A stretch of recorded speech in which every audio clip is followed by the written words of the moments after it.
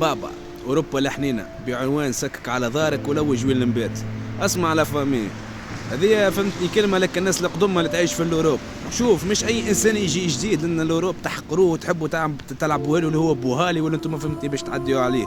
هذه المشكلة، باش أي إنسان يجي جديد لأن الأوروب يحبوا ينزلوا عليه. قالوا شنو؟ قالوا تو يتعلم. ويش يتعلم دين امك؟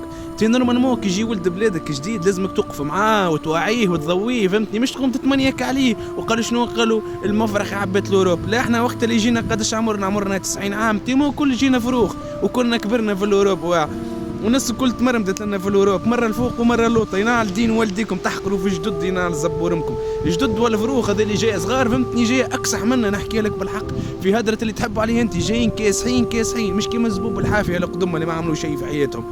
الا فهمي، عمرك ما تخلي حد يحقرك لنا في الاوروب على خاطر كلها سواسيه. وكذا حقرك اعرف هو راهو محقور، راهو من غيره، فهمتني؟ جاي زعما يحب يعديها عليك انت. عمرك ما تسكت لحتى الطحان لا اقدم منك ولا جدد منك ولا زبي، ما تسكت لحتى ما يبون. والسلام عليكم ورحمه الله وبركاته. واللي جاي جديد الاوروب عمل على روحك، سكك فوق ظهرك ولوج على نبات الزبي ولا مزية الطحان. والاوروب مزيانه، وحتى كانت الدنيا بارده مطر الاوروب تغسل الهموم اخي. السلام عليكم.